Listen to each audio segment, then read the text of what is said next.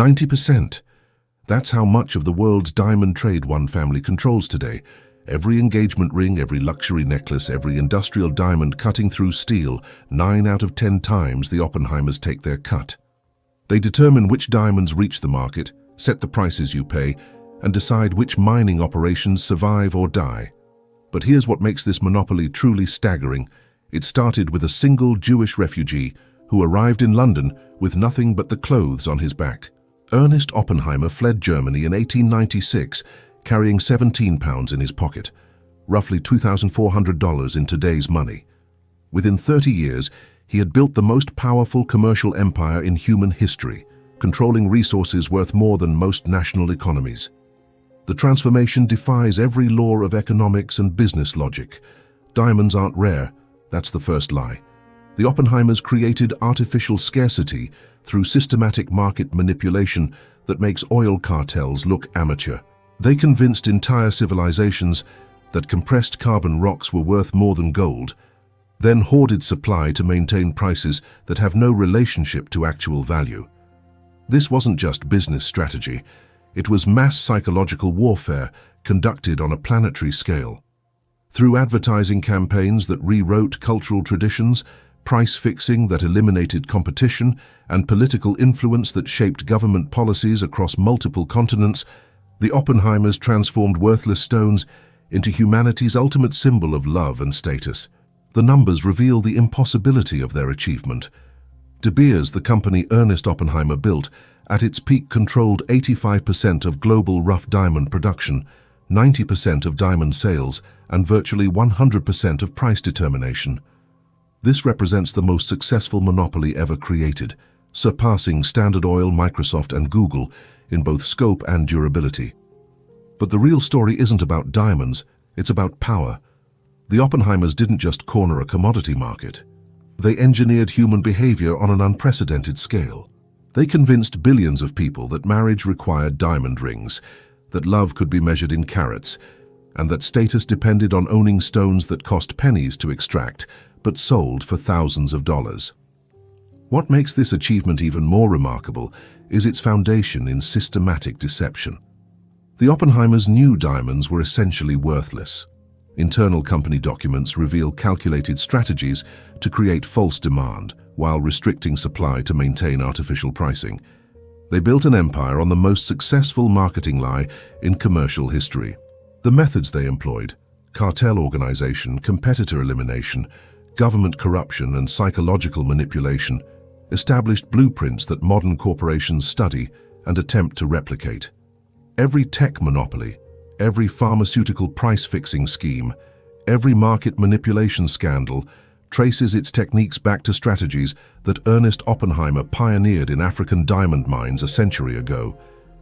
This is the untold story of how one desperate refugee's determination to escape poverty created the most sophisticated commercial deception ever practiced, transforming human civilization's understanding of value, love, and status through sheer force of coordinated manipulation. By 1920, Ernest Oppenheimer controlled diamond mines that produced more wealth per square acre than the richest oil fields in Texas. His De Beers Consolidated Mines dominated South African diamond production while expanding into mining operations across the globe. European royalty purchased stones exclusively through his distribution networks, while American industrialists depended on his technical diamonds for manufacturing operations that powered the global economy. Yet 24 years earlier, this same man had worked as a junior clerk in a London diamond trading house, earning wages barely sufficient for survival in England's most expensive city. His transformation from penniless immigrant to commercial emperor represents perhaps the most dramatic reversal of fortune in business history, and one of the most controversial. The foundation of Oppenheimer's empire wasn't built on superior product quality, innovative technology, or exceptional customer service. Instead, it rested on systematic market manipulation that violated every principle of free competition while generating profits that exceeded those of most national governments. His success required eliminating competitors, corrupting politicians, and deceiving consumers about the fundamental nature of the products they were purchasing. This deception began with diamonds themselves, which possess no inherent value beyond their industrial applications for cutting and drilling. Unlike gold or silver, diamonds cannot be melted down, refined, or recycled into different forms. They exist only as decorative objects, whose worth depends entirely on artificial scarcity created through coordinated supply restriction. Oppenheimer understood this fundamental truth better than any competitor.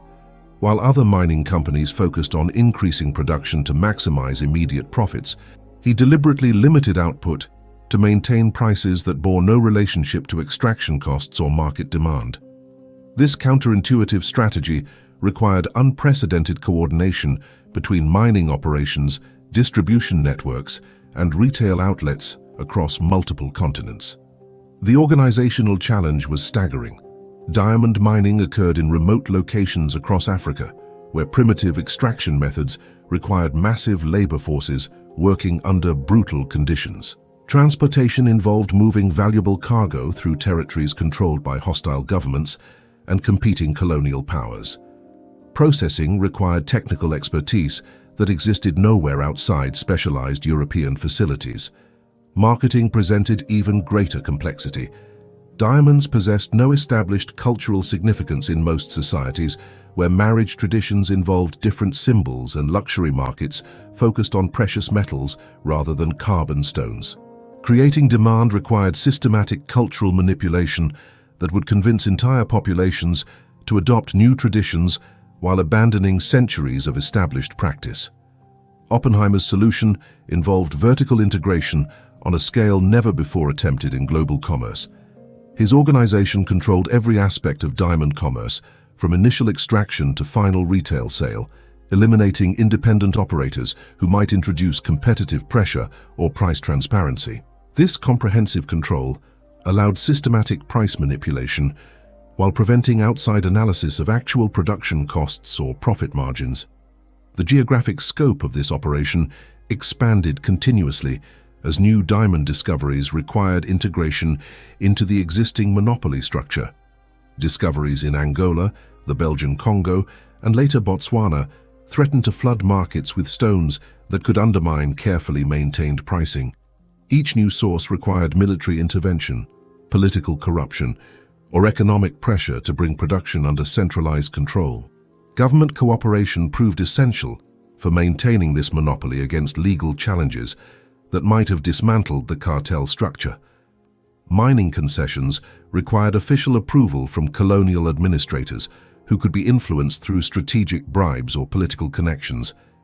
Export permits needed regulatory approval from officials whose cooperation could be purchased or coerced through economic pressure. International law provided limited protection against monopolistic practices during the early 20th century, when colonial territories operated under different regulatory frameworks than European or American jurisdictions. This legal vacuum allowed practices that would later be prohibited under antitrust legislation, including price fixing, competitor elimination, and systematic market manipulation. The financial resources required for this comprehensive control exceeded the capital available to individual investors or traditional banking institutions. Oppenheimer's success required creating new forms of corporate organization that could mobilize international investment while maintaining operational secrecy essential for coordinated manipulation. Stock ownership structures concealed actual control relationships while providing access to capital markets. Labor management presented particular challenges in African mining operations, where working conditions killed thousands of miners annually while generating enormous wealth for European investors. Maintaining adequate workforce levels required systematic coercion that kept African populations economically dependent on mining employment despite its lethal consequences. Technical expertise demanded continuous innovation in mining methods, diamond cutting techniques, and geological exploration that could identify new sources before competitors gained access. This required substantial investment in research and development that most mining companies couldn't afford while maintaining competitive pricing. Most importantly, the operation's success depended on maintaining absolute secrecy about the artificial nature of diamond pricing and the coordinated manipulation required to sustain market control. Any public revelation of these methods would have triggered consumer boycotts and government intervention that could have destroyed the entire monopoly structure overnight. Consumer education represented the greatest threat to Oppenheimer's empire, as informed buyers might recognize the fundamental worthlessness of diamonds and seek alternative expressions of love, status, or luxury investment. Preventing this awareness required sophisticated propaganda campaigns that promoted diamond ownership, while suppressing accurate information about mining practices, profit margins, or actual market dynamics. The cultural transformation these campaigns achieved was unprecedented in commercial history. Within 2 generations, societies that had never valued diamonds adopted traditions that made these stones essential for marriage ceremonies, anniversary celebrations, and status expression. This represented mass psychological manipulation on a planetary scale that exceeded anything achieved by political propagandists or religious movements. International competition posed continuous threats, as new mining companies or technological innovations might undermine the cartel's control mechanisms. Each challenge required immediate response through acquisition, intimidation, or systematic destruction of competitive operations before they could establish independent market presence. By 1925, Oppenheimer had successfully created the most durable commercial monopoly in human history, controlling global diamond markets through methods that combined legitimate business strategy with systematic deception, government corruption, and cultural manipulation. His achievement established precedents that influenced corporate behavior throughout the 20th century while generating personal wealth that rivaled royal fortunes. The foundation of this empire rested on one refugee's desperate determination to escape poverty through any means necessary, combined with extraordinary intelligence that recognized opportunities other businessmen couldn't perceive. Understanding how Ernest Oppenheimer achieved the impossible requires examining his origins in circumstances that seem to offer no possibility for exceptional success. Chapter 1. Refugee Origins.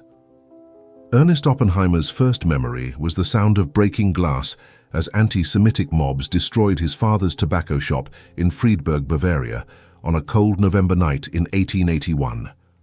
4-year-old Ernest hid beneath wooden floorboards while his mother clutched his infant brother Harry, both listening to the methodical destruction of everything their family had built over 2 decades of careful business development.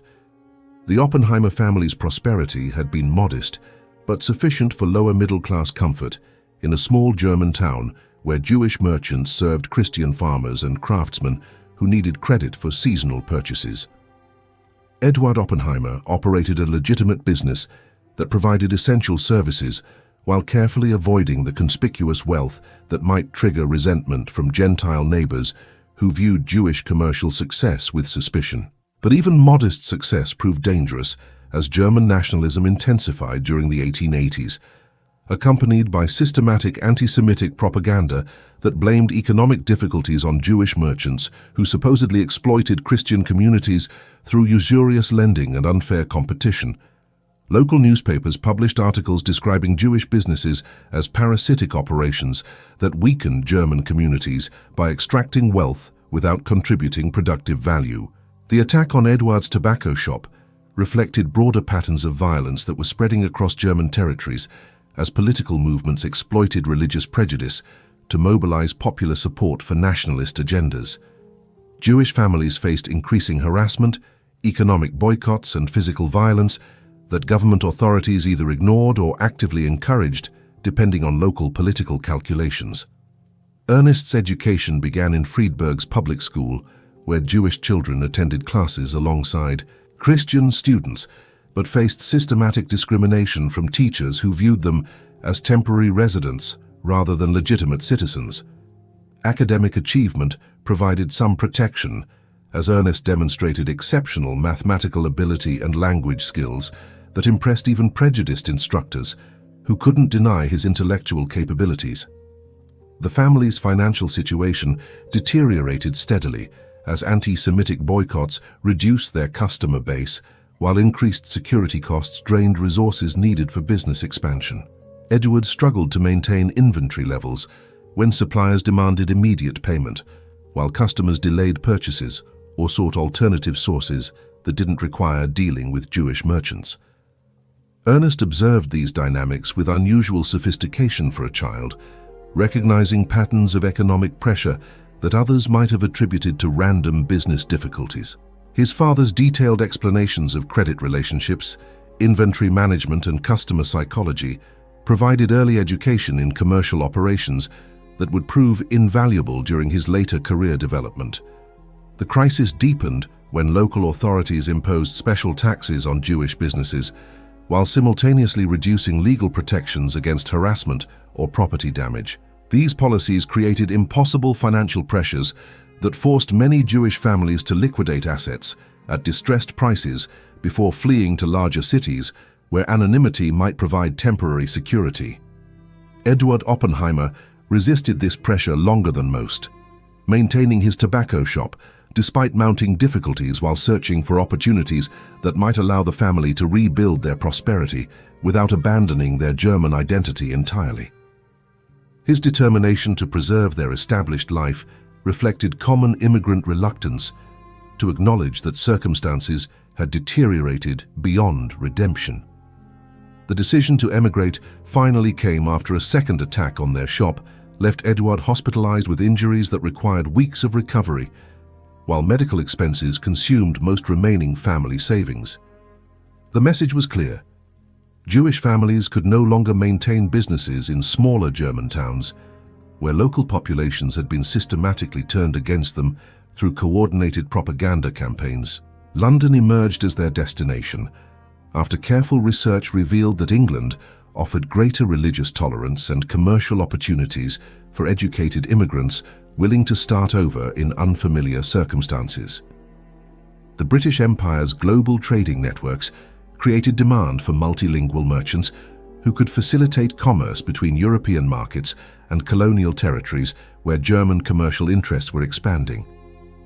The family's departure from Friedberg in early 1896 involved liquidating assets under distressed conditions that provided only a fraction of their actual value.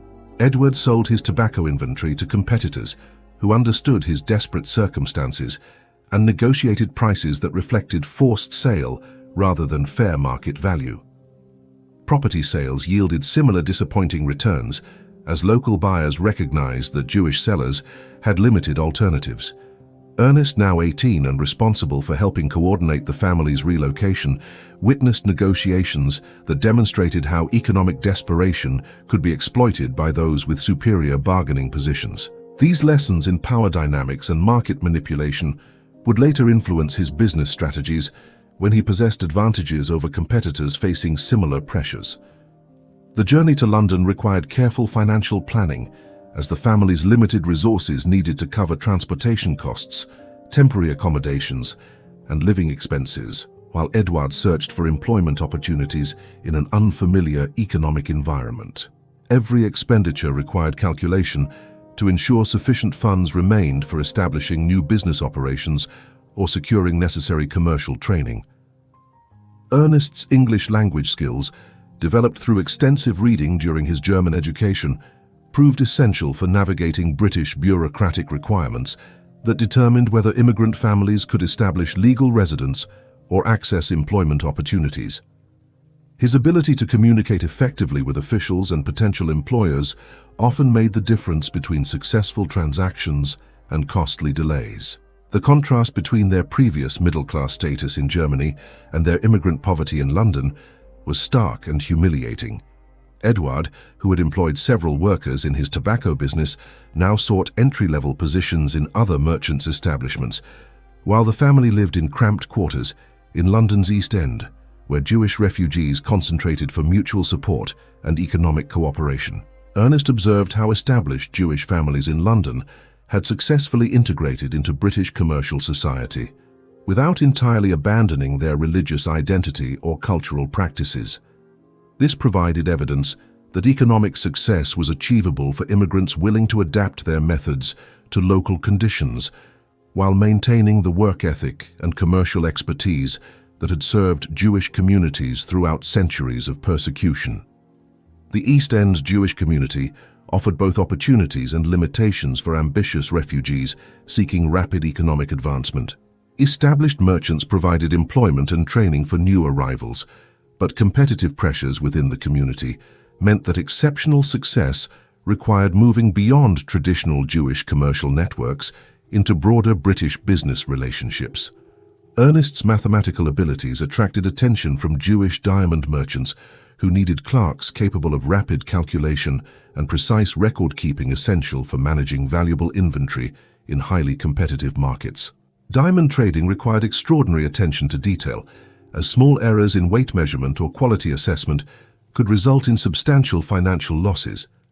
His first employment with Dunkelsbuehler and Company, a small diamond trading firm, provided comprehensive education in gemology, international commerce and financial manipulation that would form the foundation for his later extraordinary success. The position paid minimal wages, but offered access to commercial knowledge that established merchants carefully guarded from potential competitors. The diamond industry in London operated according to informal rules that reflected centuries of tradition among Jewish merchants who had dominated this specialized trade throughout Europe. Trust relationships, credit arrangements, and quality standards depended on personal reputation rather than formal contracts, creating opportunities for exceptional advancement alongside risks of catastrophic failure. Ernest's intelligence and dedication quickly distinguished him from other junior employees who viewed their positions as temporary stepping stones rather than opportunities for mastering complex commercial relationships that governed international diamond markets. His systematic study of market dynamics, price relationships, and customer psychology impressed senior partners who began including him in increasingly important transactions. The family's gradual integration into London's Jewish community provided social stability, while Ernest's growing expertise in diamond trading offered possibilities for economic advancement that could restore their middle-class status within a few years of careful business development. But Ernest's ambitions extended far beyond simple economic recovery toward dominance that would transform his family from persecution victims into commercial royalty. His detailed observations of how established diamond merchants maintained market control through coordinated pricing and supply restriction revealed possibilities for systematic manipulation that could generate extraordinary profits for those with sufficient intelligence and determination to execute comprehensive strategies. The refugee boy was already envisioning the empire that would make him one of the most powerful men on earth. Chapter 2: London Arrival. The smell of Thames River sludge and coal smoke hit Ernest Oppenheimer like a physical blow as his family's steamship docked at London Bridge on March 15, 1896. The contrast with Friedberg's clean mountain air couldn't have been more stark. But for an 18-year-old refugee carrying 17 pounds and tremendous ambition, this grimy industrial metropolis represented infinite possibility rather than urban decay. London in 1896 commanded global commerce through networks that connected every continent to British financial and trading centres. The city's Jewish community had established successful businesses throughout the empire's commercial hierarchy, from small retail operations in the East End to major banking houses in the city that financed international trade across multiple continents. For educated immigrants willing to work extraordinarily hard, London offered opportunities that existed nowhere else. Ernst's first week involved navigating British bureaucratic systems that determined whether immigrant families could establish legal residence and access employment opportunities. His fluent English, acquired through extensive reading during his German education, proved essential for completing paperwork that confused other refugees whose language limitations trapped them in manual labor positions regardless of their professional qualifications. The family rented cramped quarters in Whitechapel, where Jewish refugees concentrated for mutual support and protection in a city that remained largely hostile to foreign immigrants.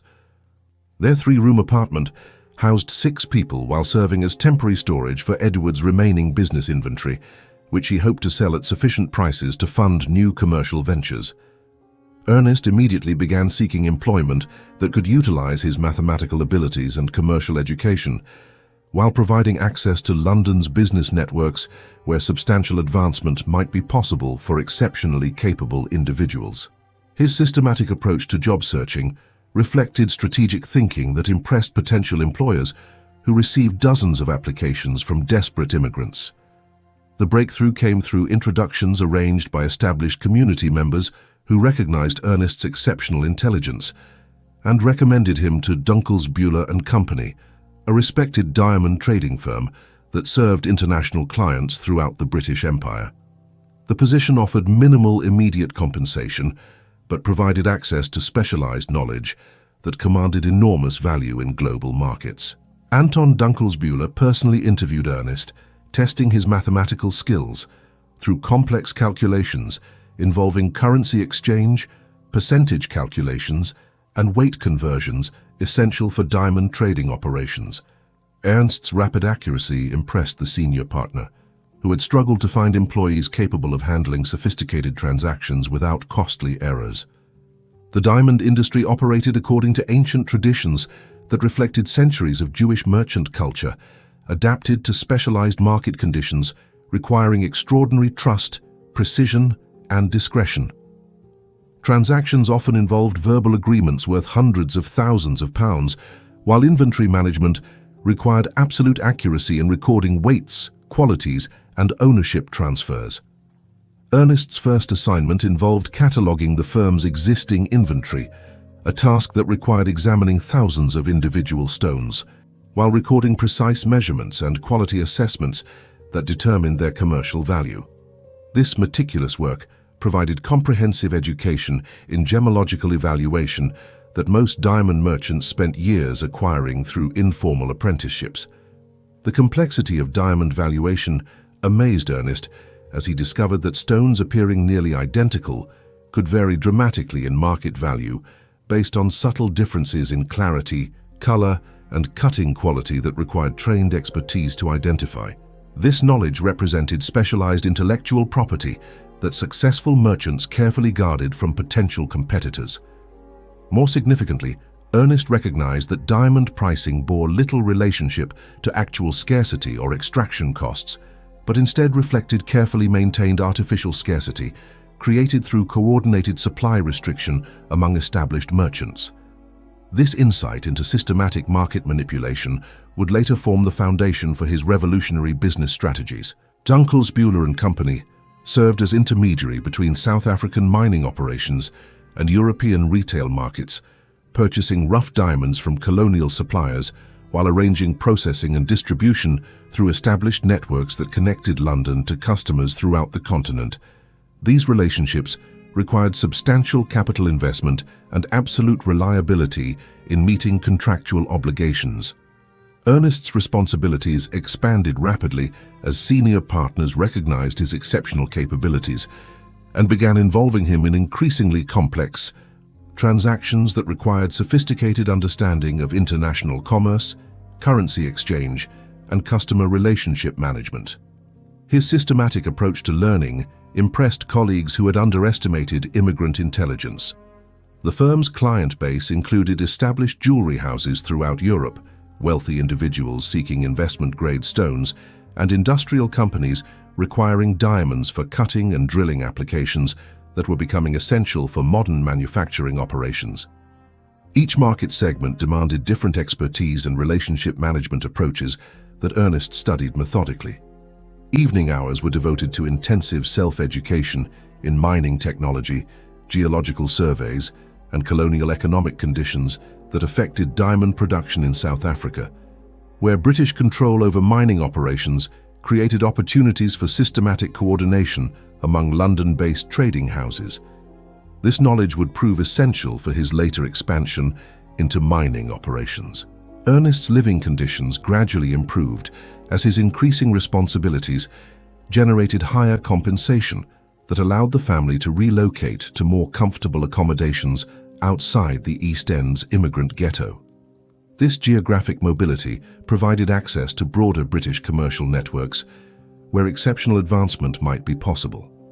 His systematic study of customer psychology revealed how diamond purchases reflected emotional rather than rational decision-making processes that could be influenced through careful presentation and strategic pricing that emphasized status symbolism over practical value. This understanding of manipulation techniques would later enable unprecedented market control. The firm's international correspondence provided Ernest with comprehensive education in global diamond markets, colonial administration, and political developments that affected mining operations throughout the British Empire. His language abilities allowed him to communicate directly with suppliers and customers across multiple countries without requiring translation services. Professional relationships developed through Dunkelsbuehler and Company introduced Ernest to other ambitious young merchants who were building businesses throughout London's Diamond District. These connections would later prove essential for coordinating the complex partnerships required for establishing comprehensive market control through systematic cartel organization. Ernest's growing expertise attracted attention from larger diamond trading houses that offered higher compensation for his services, but he recognized that rapid job changes might limit his access to the specialized knowledge and professional relationships that represented true value for long-term career development. Loyalty to Dunkelsbuehler would prove strategically advantageous. By 1900, Ernest had mastered every aspect of diamond trading, from initial evaluation through final retail sale, while developing comprehensive understanding of the industry's political and economic foundations that sustained London's dominance over global markets. His expertise exceeded that of most senior merchants who had spent decades in the business.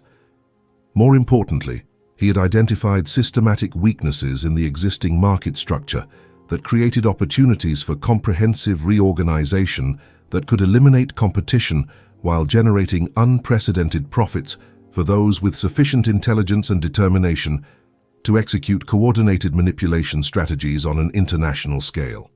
The refugee boy who had arrived with nothing now possessed specialized knowledge worth more than most family fortunes, along with professional relationships that could facilitate the most ambitious commercial venture in history.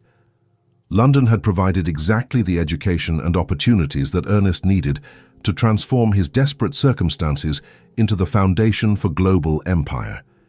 His detailed analysis of diamond market dynamics had revealed that existing merchants competed inefficiently against each other, rather than cooperating to maximize collective profits through systematic supply restriction and price coordination. This represented the greatest opportunity in commercial history for someone with sufficient vision and capability to organize comprehensive market control.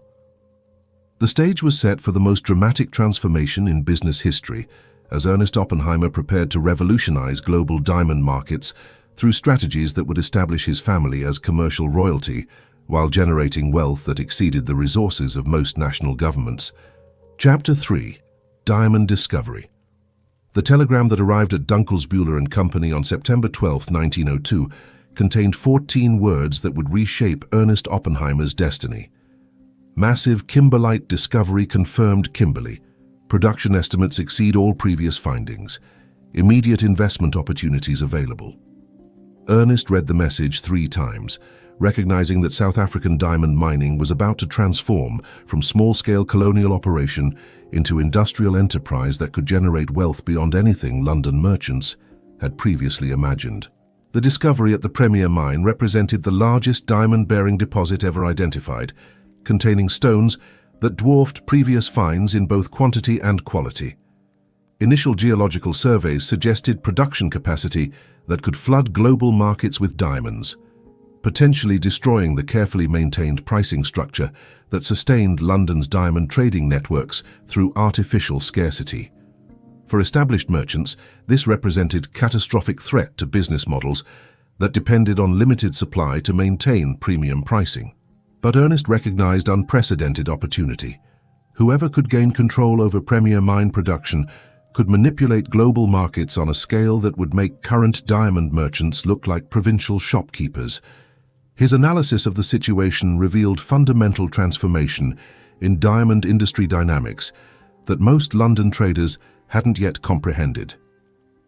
Colonial mining operations were transitioning from individual prospecting to corporate enterprise, requiring substantial capital investment, technical expertise, and political connections that exceeded the resources of traditional merchants. The Premier Mines scale demanded mining technology that didn't exist in South Africa, engineering expertise that required European training, and financial resources that exceeded the capital available to local investors.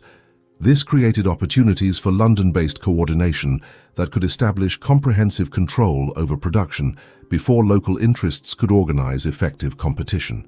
Ernest spent weeks studying geological reports, mining surveys, and production estimates that revealed the Premier discovery's true significance. The mine contained an estimated 30 million carats of recoverable diamonds, representing more stones than all previous South African discoveries combined. Proper exploitation could generate hundreds of millions of pounds in revenue over decades of operation. More importantly, the mine's remote location and complex extraction requirements meant that whoever controlled initial development would possess enormous advantages over potential competitors. The technical and financial barriers to entry were so substantial that late-arriving investors would find themselves permanently excluded from meaningful participation. Dunkelsbuehler and Company lacked the capital resources required for direct investment in Premier mine development, but Ernest recognized that London's established diamond merchants could organize syndicate participation that would provide collective access to this extraordinary opportunity while maintaining the market control that sustained their existing business relationships. His proposal for coordinated London involvement received skeptical reception from senior partners who preferred familiar trading relationships to speculative mining investments that might prove financially disastrous. Traditional diamond merchants had achieved comfortable prosperity through conservative strategies that avoided the enormous risks associated with colonial mining operations. But Ernest understood that technological and geological changes were making traditional approaches obsolete. Future diamond wealth would belong to those who controlled production rather than simply trading finished stones.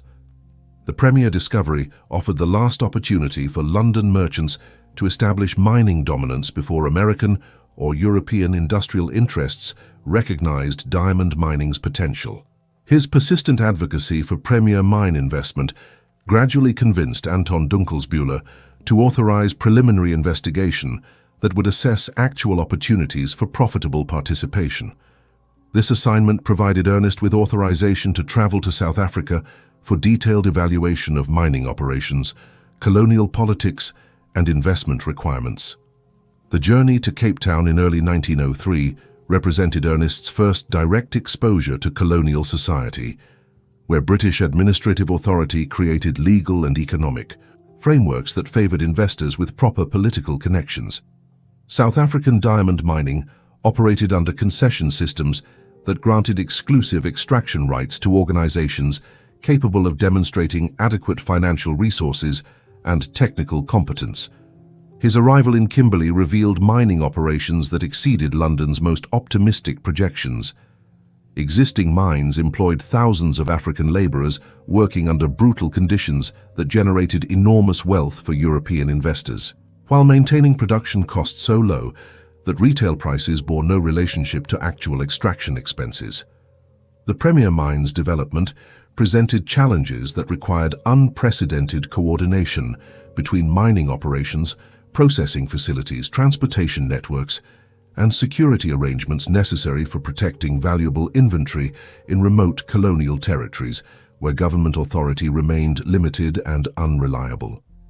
Ernest's systematic evaluation of these requirements revealed that successful Premier mine development demanded comprehensive vertical integration that controlled every aspect of operations from initial extraction through final retail sale.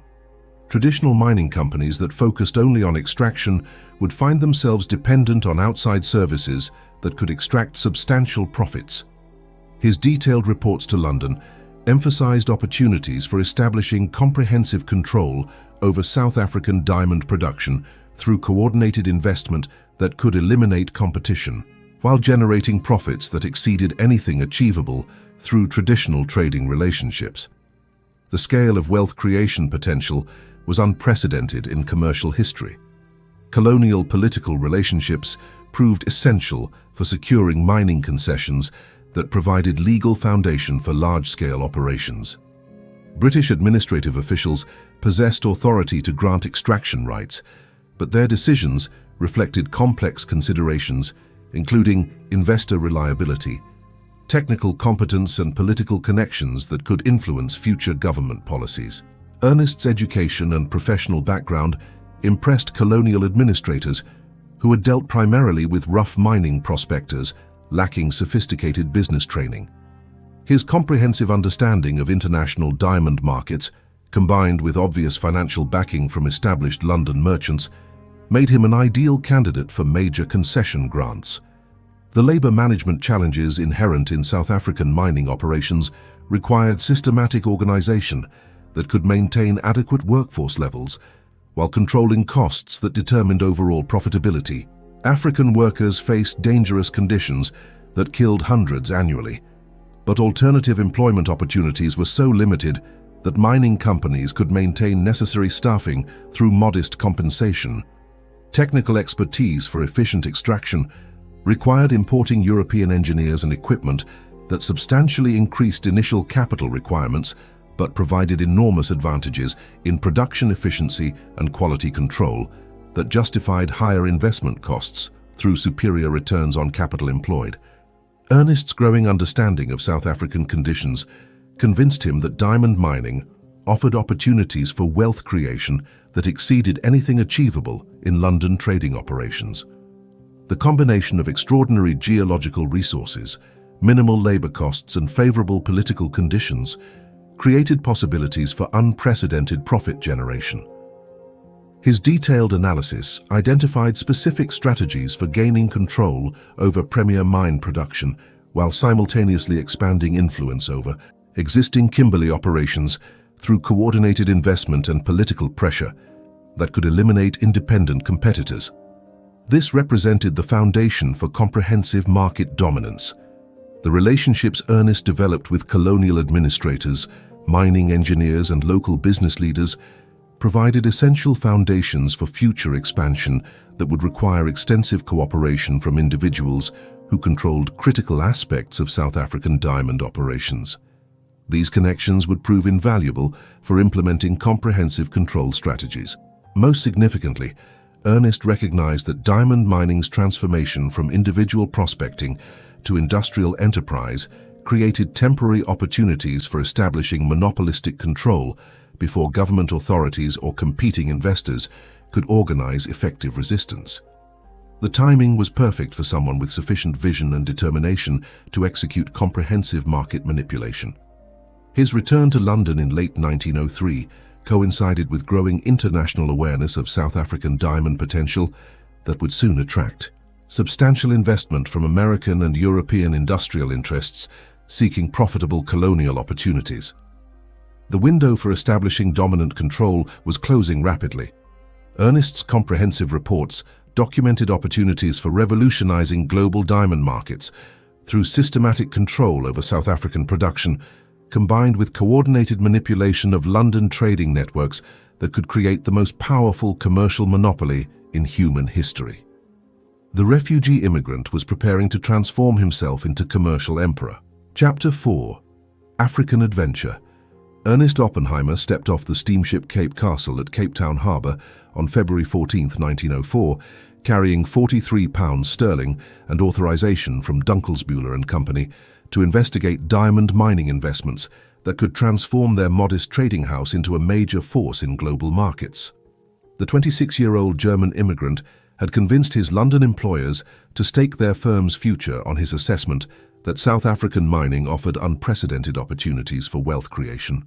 The Cape Colony in 1904 represented the violent intersection of European imperial ambition and African resistance, where British administrative control overlay complex tribal territories that had been conquered through systematic military campaigns designed to secure mineral resources for colonial exploitation. The recent Boer War had devastated the countryside while establishing British political supremacy over Afrikaner settlers who had developed earlier mining claims. Ernest's first destination was Kimberley, the legendary diamond mining centre, where individual prospectors had discovered the original South African stones that had launched the global diamond boom 30 years earlier. The town that greeted him bore little resemblance to romantic descriptions that circulated in London's diamond trading houses.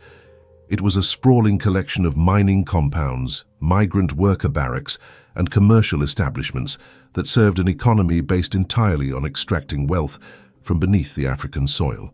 The De Beers mine, largest and most profitable of the Kimberley operations, employed over 20,000 African workers who lived in compounds that resembled military installations designed to prevent diamond theft while maintaining workforce discipline through systematic control over movement, communication, and access to outside economic opportunities.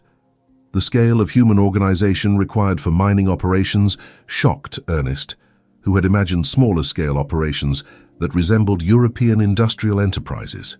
Cecil Rhodes had established De Beers Consolidated Mines as the dominant force in Kimberley mining through aggressive acquisition of competing claims combined with systematic elimination of independent operators who couldn't match his access to British capital markets. Rhodes's death in 1902 had created leadership vacuum that offered opportunities for ambitious newcomers who possessed adequate financing and strategic vision. Ernest's systematic evaluation of Kimberley mining operations revealed extraordinary profit margins that reflected minimal labor costs, abundant geological resources, and artificial scarcity maintained through coordinated supply restriction among established mining companies. Diamond extraction costs averaged less than £5 per carat, while London retail prices exceeded £50 for comparable stones. The Premier Mine, located 30 miles from Pretoria, represented entirely different scale of opportunity that dwarfed existing Kimberley operations. Initial geological surveys had identified kimberlite deposits containing an estimated 50 million carats of recoverable diamonds, enough to supply global markets for decades while generating profits that could exceed the revenues of most national governments. But Premier Mine development required capital investment and technical expertise that exceeded the resources of traditional mining companies. The deposit's depth and complexity demanded sophisticated engineering that could only be provided by European specialists, while transportation and processing requirements necessitated infrastructure development that represented major industrial undertaking. Ernest recognized that successful Premier Mine development offered pathway to establishing comprehensive control over global diamond production that could eliminate existing competition while creating monopolistic pricing power. The scale of investment required would deter most potential competitors while providing enormous advantages to early developers who could establish dominant market positions. His preliminary negotiations with colonial administrators revealed that mining concession grants reflected political considerations beyond simple technical and financial qualifications. British officials sought investors who could advance imperial interests while maintaining social stability that prevented uprising among African populations whose labor was essential for profitable mining operations. The compound system that controlled African mining labor represented sophisticated mechanism for maintaining adequate workforce while preventing organized resistance that could disrupt production or increase labor costs. Workers were isolated from outside political influences while receiving compensation sufficient to maintain basic living standards without providing economic independence that might reduce their dependence on mining employment. Ernest studied these labor management systems with professional admiration for their efficiency in extracting maximum productivity while minimizing costs that determined overall mining profitability. The systematic control over African workers provided models for industrial organization that exceeded anything practiced in European or American manufacturing operations. Technical challenges in Premier Mine development required importing specialized equipment and expertise that couldn't be obtained locally. Steam-powered extraction machinery, precision cutting tools, and hydraulic systems necessary for deep mining operations demanded substantial initial investment that would be recovered through superior production efficiency and quality control. Transportation infrastructure presented additional complications as Premier Mine's location required developing dedicated rail connections to existing Cape Colony railway networks. This infrastructure development represented major capital expense, but would provide enormous competitive advantages by reducing transportation costs while controlling access for potential competitors. Processing facilities for converting rough diamonds into finished stones demanded European cutting expertise that commanded premium pricing in international markets. Establishing integrated processing operations could capture additional profits while providing greater control over quality standards that determined retail pricing in sophisticated European and American markets. Ernest's detailed cost analysis revealed that comprehensive premier mine development would require initial investment of approximately £500,000, substantially exceeding the capital resources available to Dunkelsbuehler and Company or any individual London diamond merchant. Successful development demanded organizing international syndicate that could mobilize necessary financing while maintaining coordinated control over operations. His systematic evaluation of potential syndicate partners identified established mining companies, international banks, and wealthy individuals who possessed adequate resources while sharing strategic objectives for establishing dominant market control. These relationships would require careful negotiation to ensure operational authority remained concentrated rather than fragmented among multiple investors. Colonial political relationships proved essential for securing comprehensive mining concessions that provided exclusive extraction rights over premier mine deposits. British administrative officials possessed authority to grant such concessions, but their decisions reflected complex considerations including investor reliability, political connections, and strategic value for maintaining imperial control. Ernest's intensive cultivation of relationships with key colonial administrators gradually established his credentials as serious investor capable of major mining development while advancing British imperial interests. His comprehensive business plan for premier mine development impressed officials who had received numerous speculative proposals from inadequately financed prospectors. The security requirements for protecting valuable diamond inventory in colonial territories demanded sophisticated arrangements that could prevent theft while maintaining operational efficiency. Previous mining operations had suffered substantial losses through systematic pilferage that reduced profitability, requiring innovative security measures that controlled access while monitoring inventory throughout extraction and processing operations. Ernest's growing expertise in colonial mining conditions convinced him that South African diamond operations offered opportunities for wealth creation that exceeded anything achievable through traditional European commercial activities. The combination of extraordinary geological resources, minimal labor costs, and favorable political conditions created potential for unprecedented profit generation. His detailed planning for premier mine development incorporated lessons learned from existing Kimberley operations while addressing their limitations through superior organization, advanced technology, and comprehensive vertical integration that could control every aspect of operations from extraction through retail sale. The relationships Ernest established with mining engineers, colonial administrators, and local business leaders provided essential foundation for future expansion that would require extensive cooperation from individuals controlling critical aspects of South African operations.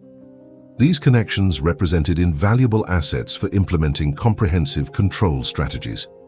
Most importantly, Ernest recognized that diamond mining's rapid expansion created temporary opportunities for establishing monopolistic control before competing investors could organize effective resistance or government authorities could implement regulatory restrictions that might limit profit potential. His extensive intelligence gathering revealed that American and European industrial interests were beginning to recognize South African mining potential, suggesting that opportunities for establishing dominant control were time-sensitive and required immediate action to prevent losing advantages to better financed competitors. Chapter 5. Mining Wars. The first shots in Ernest Oppenheimer's war for diamond supremacy weren't fired with rifles. They were delivered through systematically orchestrated financial pressure that destroyed competing mining operations with surgical precision. By January 1905, Ernest had identified 12 independent mining companies operating around Kimberley whose elimination would consolidate production under his emerging syndicate's control, transforming South Africa's fragmented diamond industry into a coordinated monopoly. His strategic analysis revealed that existing mining companies suffered from common vulnerabilities: inadequate capital reserves, limited technical expertise, and dependence on European markets controlled by London trading houses that could manipulate pricing to favor preferred suppliers. These weaknesses created opportunities for coordinated pressure that could force consolidation under terms favorable to well-financed competitors. The campaign began with systematic disruption of credit relationships that smaller mining companies depended upon for operational financing.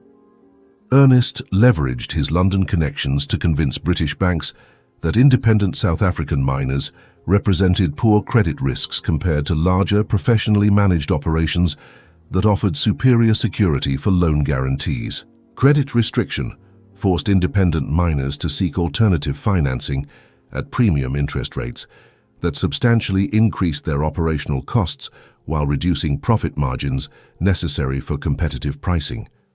This financial pressure created distressed sale opportunities for acquiring mining claims at fractions of their actual productive value. Simultaneously, Ernest organized technical sabotage through strategic recruitment of experienced mining engineers and skilled workers whose expertise was essential for efficient extraction operations. By offering superior compensation packages, his syndicate could deprive competitors of essential human resources while enhancing their own operational capabilities. Labor disruption proved particularly effective against mining companies that operated on minimal profit margins and couldn't afford extended production interruptions. Strategic strikes, organized through careful infiltration of worker organizations, could shut down competing operations, while Ernest's mines continued producing under agreements that protected his workforce from similar pressures. Transportation coordination provided another avenue for systematic competitor elimination. South African mining operations depended on railway networks controlled by colonial authorities who could influence shipping priorities, freight pricing, and service reliability based on political considerations that Ernest carefully cultivated through strategic relationship building. His growing influence with colonial transportation officials allowed him to secure preferential shipping arrangements, while competitors faced delays, increased costs, and unreliable service that disrupted their ability to meet delivery commitments to European customers. This systematic discrimination gradually eliminated independent miners who couldn't maintain competitive operations under such adverse conditions. Market manipulation through London trading networks offered the most sophisticated method for destroying competitor viability while enhancing syndicate profitability. Ernest's comprehensive understanding of diamond pricing mechanisms enabled coordinated manipulation that could eliminate demand for specific suppliers while maintaining premium pricing for preferred sources. The strategy involved systematically downgrading quality assessments for diamonds produced by targeted competitors, while promoting superior ratings for stones from syndicate-controlled mines. Since diamond valuation depended on subjective quality judgments by recognized experts, this manipulation could dramatically affect relative pricing without obvious evidence of deliberate discrimination. Retail coordination extended this market manipulation to final consumer sales, where strategic partnerships with major jewelry houses could determine which mining sources received market access, while others were systematically excluded from profitable distribution channels. This comprehensive control over supply chains provided decisive advantages that independent miners couldn't overcome. Ernest's emerging partnership with Alfred Beit, Cecil Rhodes's former business associate and major De Beers shareholder, provided essential credibility and financial resources for expanding these competitive elimination strategies. Beit's extensive experience in South African mining politics and his relationships with colonial authorities proved invaluable for implementing systematic competitor destruction. The partnership also provided access to De Beers' existing infrastructure and operational expertise that could be leveraged for rapid expansion into previously independent mining territories. This combination of financial resources, technical capabilities, and political connections created overwhelming advantages against fragmented competitors. Legal warfare complemented economic pressure through systematic challenges to competitor mining claims based on technical violations of concession requirements or disputed territorial boundaries that colonial courts could resolve in favor of better connected litigants. The complexity of South African mining law created numerous opportunities for strategic litigation. Ernest's investment in legal expertise and political relationships enabled him to navigate these disputes successfully, while competitors faced costly legal challenges that drained resources needed for mining operations. Prolonged litigation could effectively eliminate smaller operators, regardless of their claims' actual validity. Environmental sabotage provided more direct methods for disrupting competitor operations through systematic contamination of water supplies, equipment damage, and infrastructure destruction that appeared to result from industrial accidents rather than deliberate attacks. The remote location of mining operations made detection of such activities extremely difficult.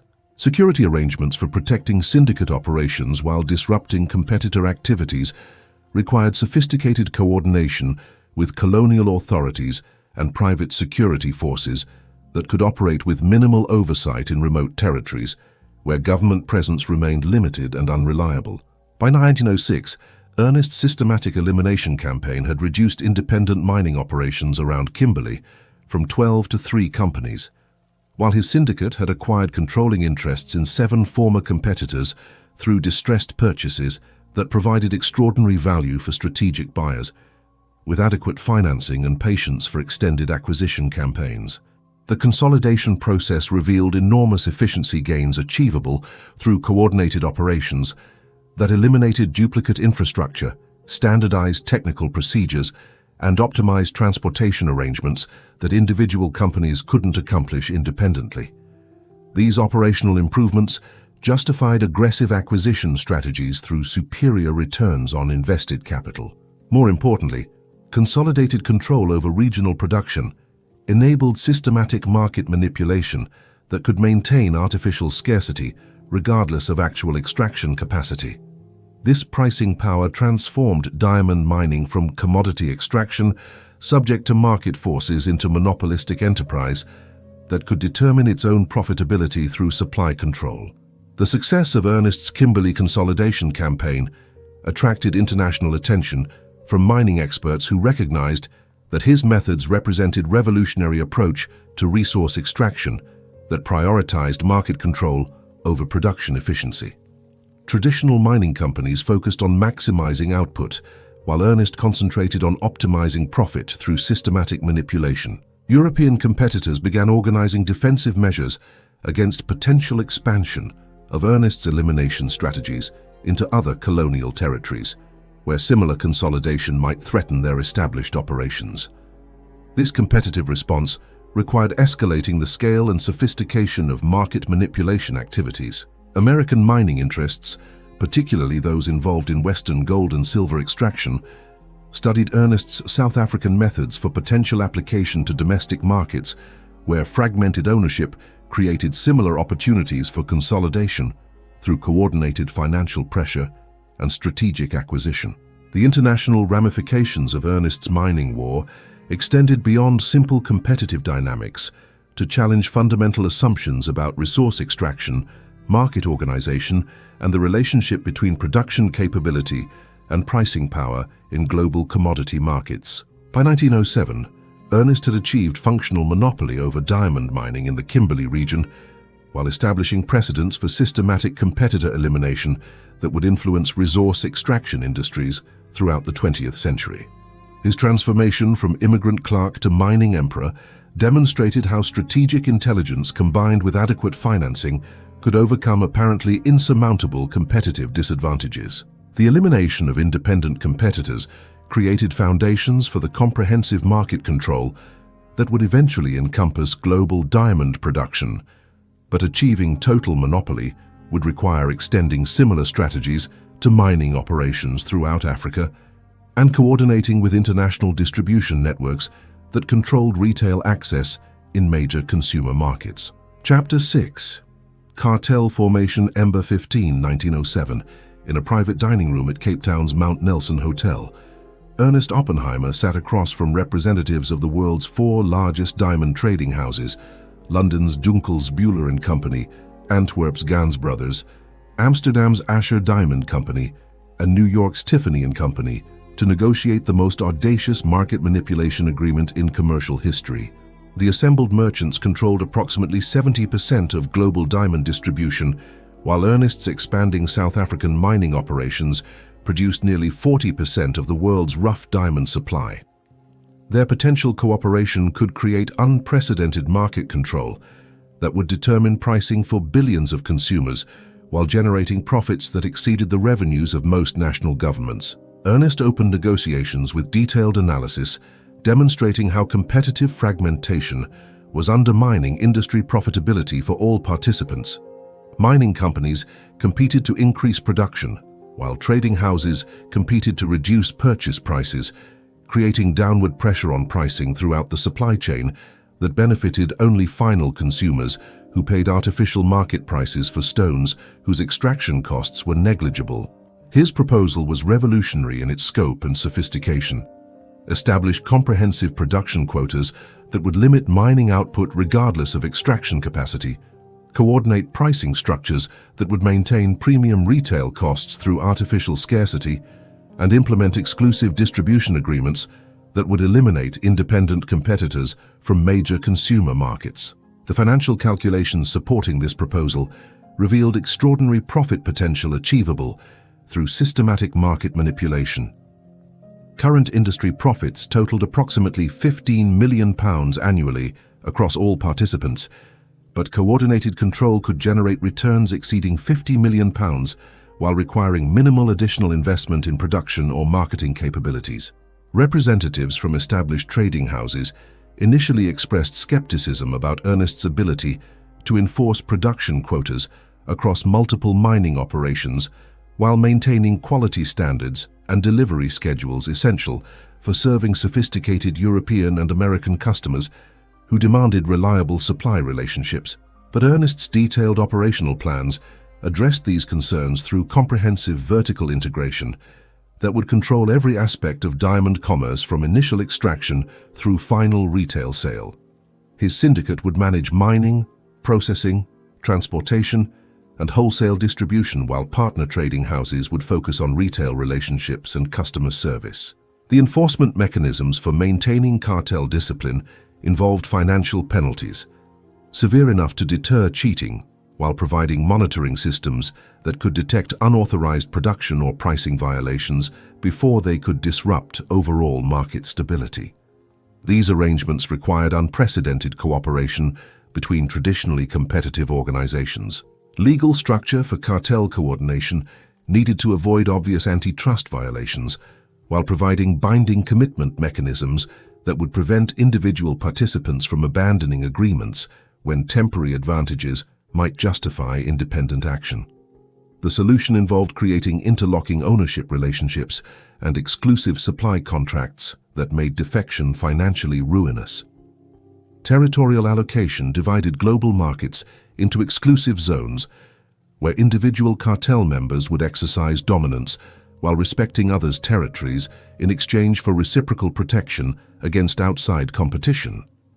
This geographic specialization would eliminate destructive competition while optimizing distribution efficiency for each region's specific requirements.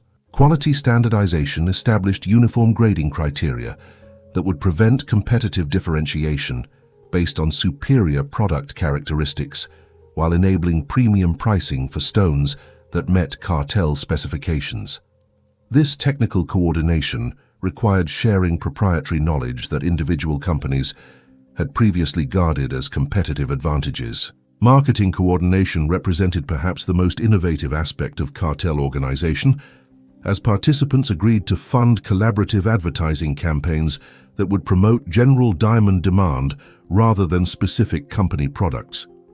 This approach would increase overall market size while maintaining individual company profit margins.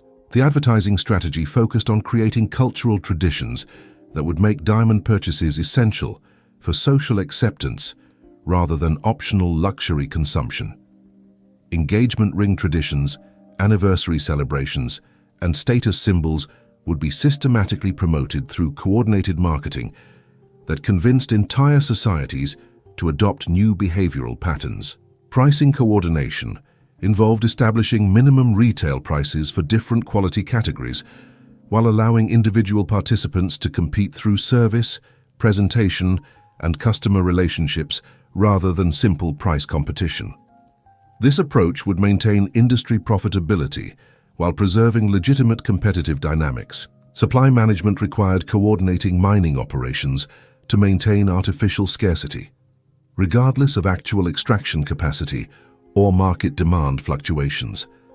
This meant systematically limiting production even when additional mining could be profitable, prioritizing long-term pricing stability over short-term profit maximization. The cartel agreement included provisions for managing new diamond discoveries that might disrupt carefully maintained market balance through sudden increases in available supply. Such discoveries would be brought under cartel control through acquisition, partnership agreements, or coordinated pressure that prevented independent development. Technology sharing arrangements enabled all cartel members to benefit from innovations in mining techniques, diamond cutting methods, and quality assessment procedures that might otherwise provide competitive advantages to individual companies. This cooperation accelerated overall industry development while preventing technological disruption of established market relationships. Financial coordination involved establishing reserve funds that could finance competitive elimination campaigns against outside threats, support members facing temporary difficulties, and fund expansion into new territories where cartel control could be extended. These mutual support mechanisms strengthened overall cartel stability. Political cooperation extended cartel influence into government relationships that affected mining concessions, import regulations, and taxation policies that could influence industry profitability. Coordinated lobbying efforts would advance shared interests while preventing regulatory intervention that might undermine market control mechanisms. International coordination required managing relationships with governments in multiple countries, where cartel activities might face legal challenges based on domestic antitrust laws or policies promoting competitive markets. This demanded sophisticated legal strategies and political influence that exceeded individual company capabilities. The negotiation process continued for 6 days as participants refined operational details and enforcement mechanisms while addressing concerns about implementation challenges and potential conflicts that might arise during cartel operations. The complexity of coordinating multiple companies across different countries required unprecedented institutional innovation. Ernest's role emerged as cartel coordinator and primary enforcement authority, reflecting his unique position as major supplier, whose cooperation was essential for cartel success, while his competitive elimination expertise provided credible deterrent against potential defection by other participants. The final agreement, signed on November 21, 1907, created the most powerful commercial cartel in history, while establishing precedents for market manipulation that would influence business practices throughout the 20th century. The document remained secret for decades while its effects transformed global diamond markets. Implementation began immediately as cartel members adjusted their operations to conform with production quotas, pricing guidelines, and territorial allocations that would optimize collective profitability. The coordination required systematic changes in business practices that had developed over generations of competitive operation. Market response to cartel activities initially appeared as improved price stability and increased product availability as coordination eliminated shortages and surpluses that had previously characterized diamond markets. Consumers benefited from reliable supply while remaining unaware of the systematic manipulation that determined pricing. The cartel's success in controlling diamond markets provided templates for similar coordination in other commodity industries, where fragmented ownership and complex supply chains created opportunities for systematic manipulation through producer cooperation and market division arrangements. By 1910, the diamond cartel had achieved functional monopoly over global markets, while generating profits that exceeded original projections by substantial margins. Ernest's transformation from refugee immigrant to cartel leader demonstrated how strategic vision combined with systematic execution could create unprecedented commercial power that challenged traditional concepts of market organization and competitive dynamics. Chapter 7. Market Control. By 1910, Ernest Oppenheimer's Cartel controlled the global diamond market with mathematical precision that would have impressed military strategists planning continental invasions. His organization could determine which stones reached consumers, set prices that bore no relationship to production costs, and eliminate competitors with systematic efficiency that left no evidence of illegal activity. The world's diamond supply had become a private monopoly disguised as free market commerce. The control mechanisms operated through multiple layers of coordination that obscured their true purpose, while maintaining absolute authority over every aspect of diamond commerce, from African mining camps to New York jewelry stores. Surface-level competition between trading houses concealed deeper cooperation that predetermined market outcomes according to cartel specifications. Production management began in South African mines, where Ernest's syndicate controlled extraction quotas for member operations while coordinating output from independent miners through exclusive purchasing agreements that eliminated alternative market access. This comprehensive supply control enabled artificial scarcity regardless of actual mining capacity or consumer demand. The Kimberley Central Sorting Office, established under cartel coordination, became the global control center, where rough diamonds from multiple mining operations were evaluated, classified, and allocated to specific trading houses according to predetermined market strategies. This centralized distribution eliminated competitive purchasing while optimizing profit margins for cartel participants. Quality manipulation represented the cartel's most sophisticated control technique, as standardized grading criteria enabled systematic enhancement or degradation of stone values based on strategic considerations rather than objective characteristics. Diamonds from favored sources received premium ratings, while stones from potential competitors faced systematic downgrading that eliminated their market viability. The London Diamond Syndicate, Ernest's European Coordination Centre, managed wholesale distribution through exclusive agreements with major trading houses that eliminated independent dealers from accessing significant inventory quantities. This distribution control created artificial bottlenecks that maintained premium pricing while preventing competitive pressure from outside suppliers. Retail coordination extended cartel influence to final consumer sales through strategic partnerships with major jewelry houses that received preferred supplier status in exchange for maintaining minimum pricing guidelines and exclusive sourcing arrangements. These retail relationships eliminated price competition while ensuring consistent profit margins throughout the distribution chain. Advertising coordination revolutionized consumer behavior through systematic cultural manipulation that created artificial demand for products that possessed no inherent value beyond industrial applications. The "A Diamond is Forever" campaign, launched through cartel-funded marketing, convinced entire generations that diamond engagement rings were essential traditions rather than commercial innovations.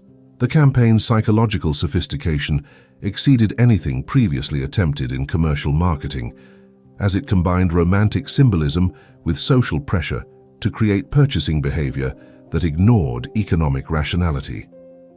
Young men faced social ostracism if they failed to purchase diamond engagement rings, while women learned to evaluate romantic commitment through carat measurements and quality assessments. This cultural transformation represented mass behavioral modification on a global scale that generated billions in revenue from products whose production costs remained negligible. The cartel had successfully convinced human civilization that compressed carbon possessed mystical properties, justifying prices comparable to precious metals, despite abundance that made artificial scarcity necessary for maintaining profitability.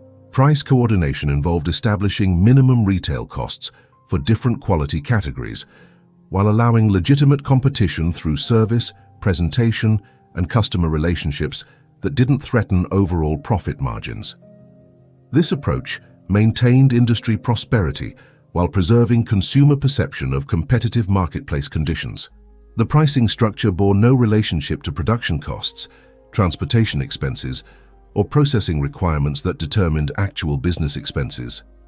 Instead, prices reflected carefully calculated psychological factors that maximized consumer willingness to pay premium amounts for stones whose intrinsic worth remained essentially zero. Competitive elimination strategies targeted any organization attempting to operate outside cartel control through systematic disruption of their supply access, retail distribution, and customer relationships. Independent dealers faced coordinated boycotts that prevented inventory acquisition, while their customers received superior alternatives through cartel-controlled sources. New discovery management required immediate response to geological findings that might disrupt carefully maintained market balance through increased supply availability.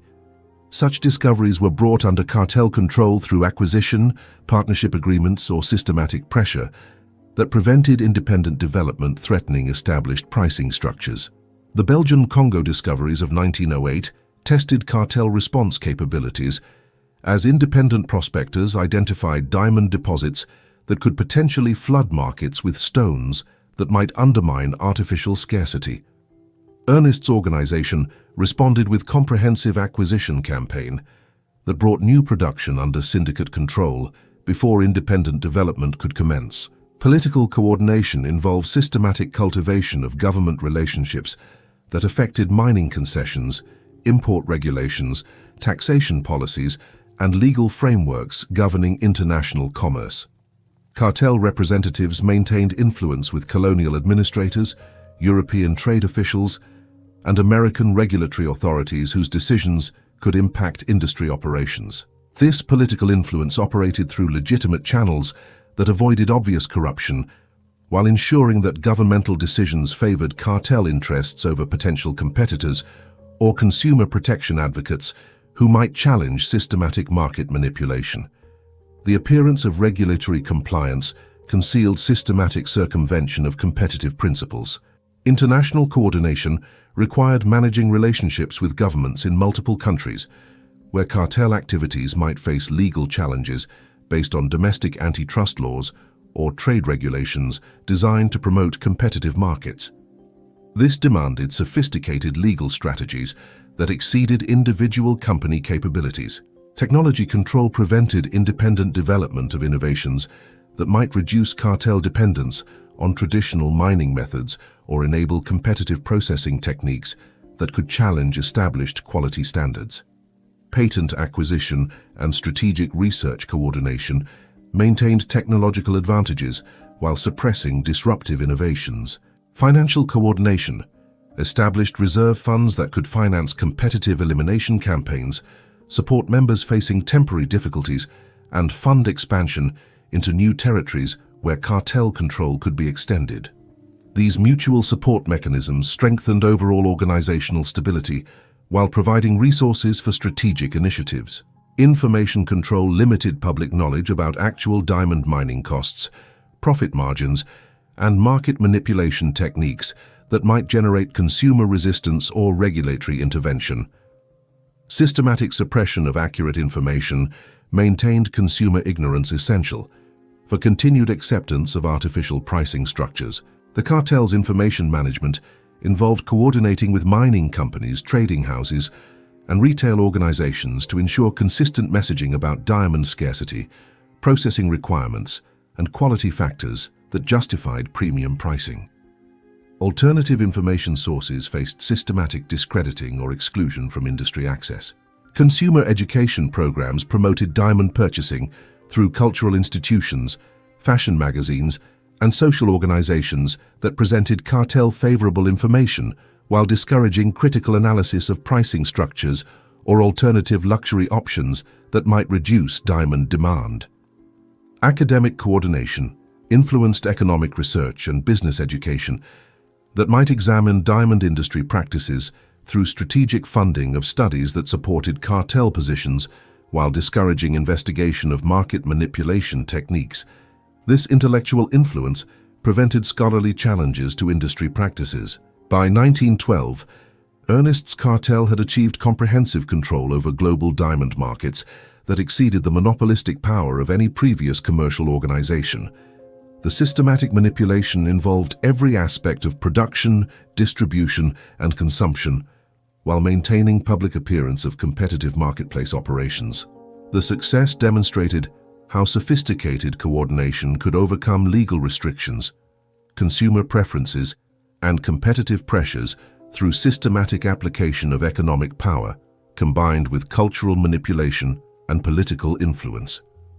The diamond cartel became the template for subsequent monopolistic enterprises throughout the 20th century.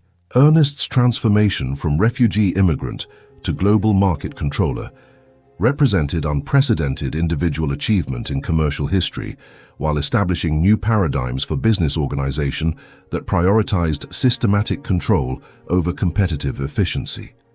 His methods would influence corporate behavior for generations, while generating personal wealth that rivaled royal fortunes. Chapter 8. Global Expansion.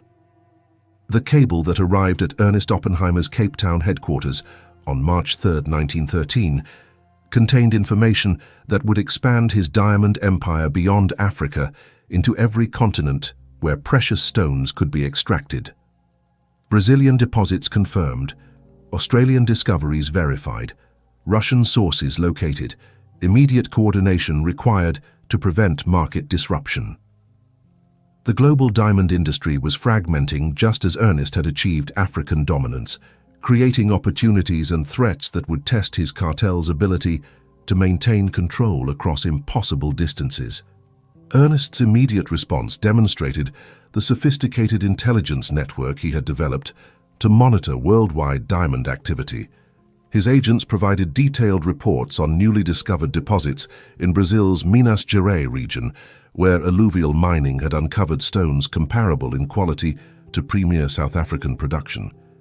These discoveries threatened to flood global markets with supply that could undermine carefully maintained artificial scarcity. The Brazilian situation required immediate intervention before independent mining companies could establish operations that might challenge cartel pricing structures.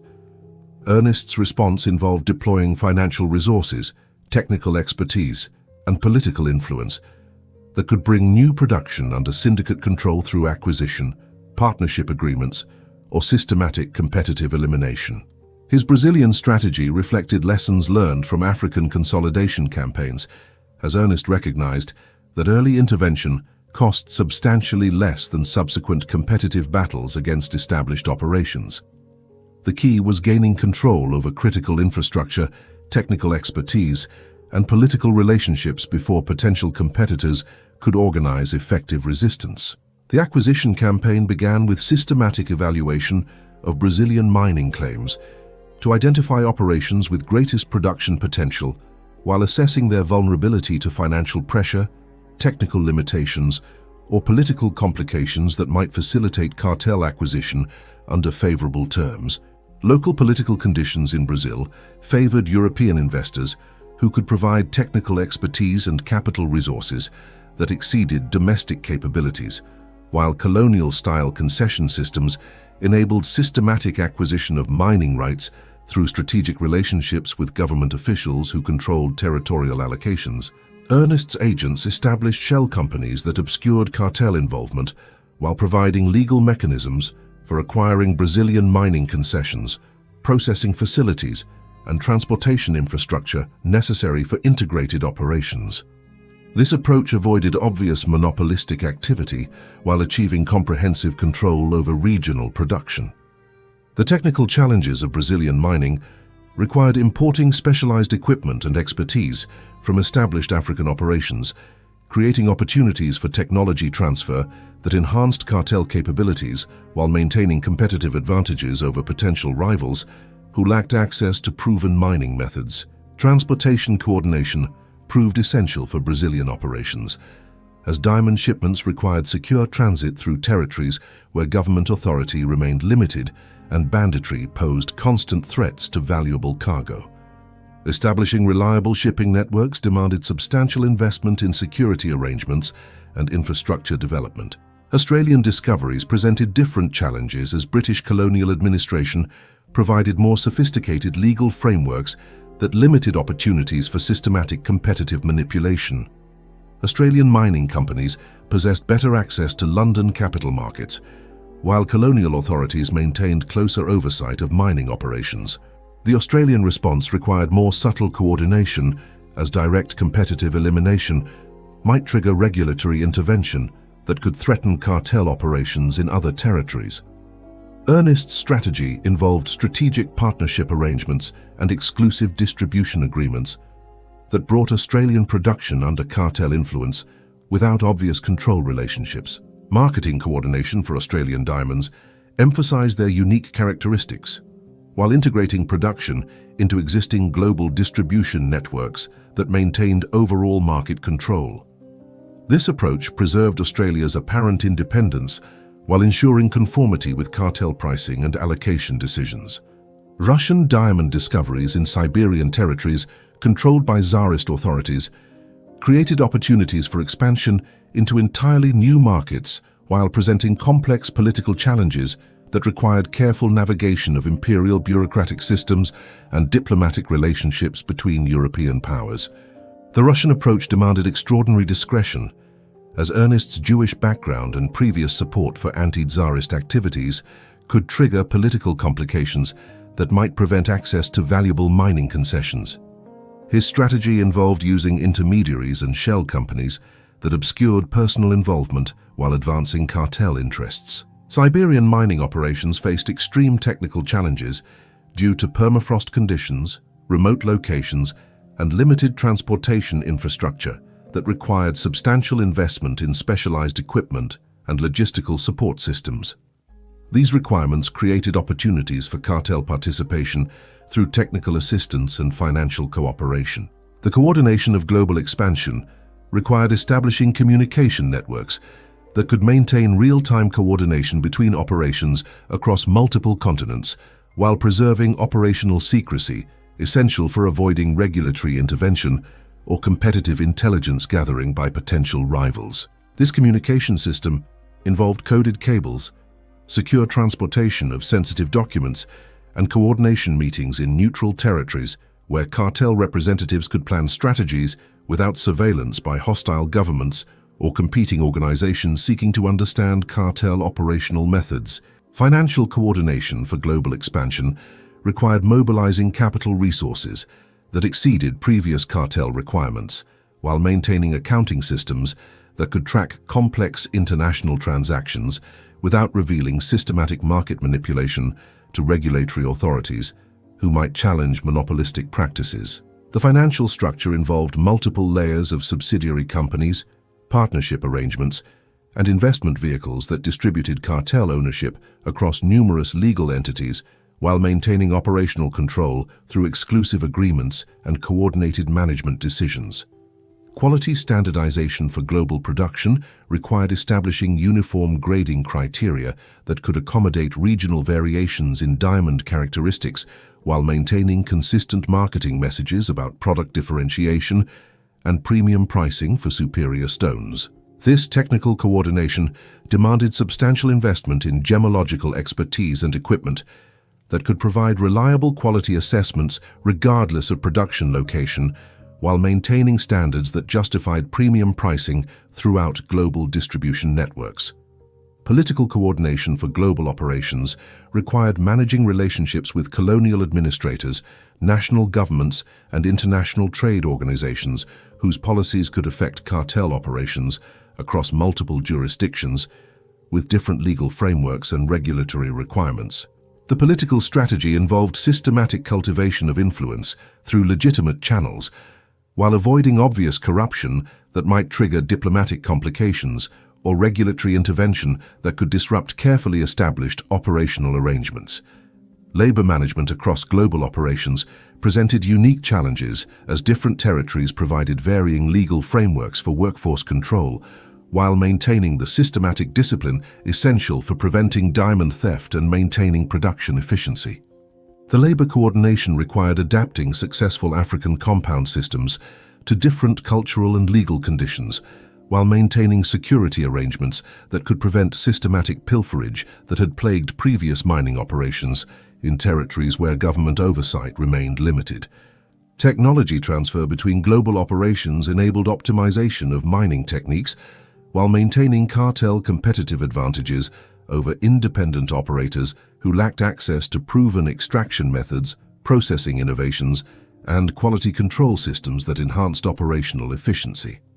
By 1915, Ernest's cartel had achieved functional control over diamond production across 4 continents, while maintaining coordination mechanisms that could prevent competitive disruption from independent operators or new discoveries that might challenge established market structures. The global expansion demonstrated unprecedented organizational capabilities that exceeded those of most national governments, while generating profits that reflected successful coordination of the most geographically dispersed commercial empire in human history. Ernest's transformation from African mining coordinator to global industry controller represented revolutionary achievement in commercial organization, while establishing precedents for multinational corporate coordination that would influence international business development throughout the 20th century. The success validated strategies that prioritized systematic control over competitive efficiency, while demonstrating how sophisticated coordination could overcome geographic, political, and technical challenges that would have defeated traditional competitive approaches to international business expansion. Chapter 9: Monopoly Perfection. The morning of January 17, 1917, marked the completion of the most perfect monopoly in commercial history.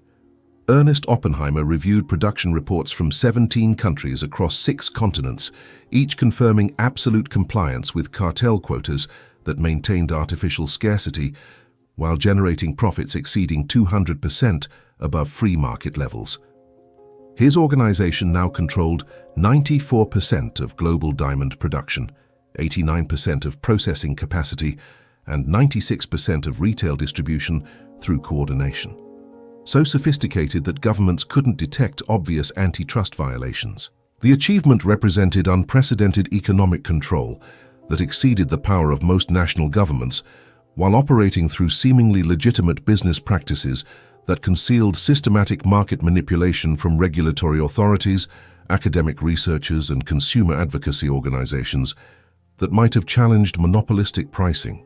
Statistical analysis of cartel operations revealed extraordinary efficiency in converting natural resources into artificial wealth through systematic supply restriction and demand manipulation. Diamond extraction costs averaged 12 shillings per carat across global operations, while retail pricing maintained consistent levels exceeding £40 per carat through coordinated marketing and distribution control. The profit margins reflected successful elimination of competitive pressure combined with cultural manipulation that had convinced consumers to accept pricing structures bearing no relationship to production costs, processing requirements, or transportation expenses that determined actual business operations. Production coordination achieved mathematical precision in maintaining optimal supply levels that sustained premium pricing without creating shortages that might generate consumer resistance or surpluses that could trigger price competition. This balance required continuous adjustment based on global economic conditions and seasonal demand patterns. The Central Distribution Committee, operating from London headquarters, received weekly production reports from 47 mining operations across 6 continents, while coordinating allocation decisions that determined which stones reached specific regional markets according to carefully calculated demand management strategies. Quality manipulation reached extraordinary sophistication as standardized grading criteria enabled systematic enhancement or degradation of stone classifications based on strategic market considerations rather than objective gemological characteristics. This technical control prevented competitive differentiation while maintaining consumer perception of legitimate quality variations. The London Certification Authority, established under cartel coordination, provided official quality assessments that determined commercial classifications for virtually all diamonds entering international trade. This centralized evaluation system eliminated independent quality assessment, while maintaining consumer confidence in standardized grading procedures. Retail coordination extended comprehensive control to final consumer sales through exclusive distribution agreements with over 3,000 jewelry retailers across North America and Europe, who received preferred supplier status in exchange for maintaining minimum pricing guidelines and exclusive sourcing arrangements that eliminated competitive pressure. Customer education programs systematically promoted diamond purchasing through cultural institutions, fashion publications, and social organizations that presented cartel-favorable information while discouraging examination of pricing structures or consideration of alternative luxury options that might reduce market demand.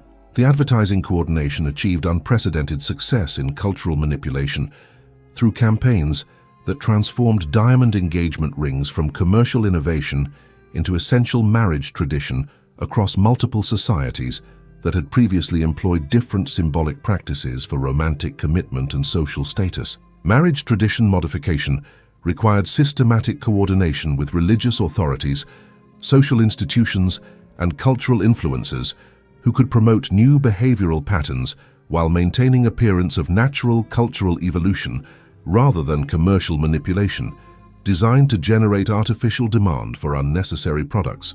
Consumer psychology research conducted through cartel-funded studies identified optimal messaging strategies that could maximize purchasing behavior while minimizing resistance based on economic rationality or value comparison with alternative luxury goods that might provide superior practical benefits.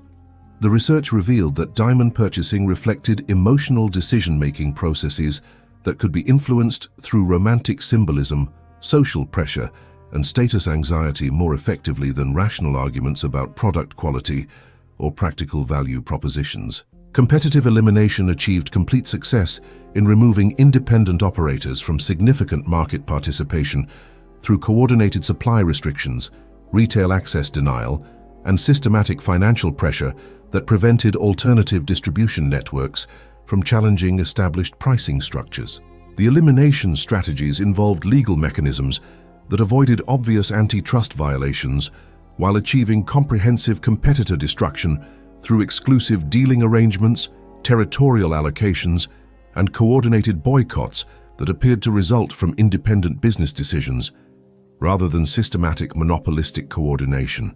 Technology control prevented independent development of innovations that might reduce cartel dependence on traditional mining methods, enable competitive processing techniques, or facilitate consumer access to alternative diamond sources that could undermine established distribution monopolies.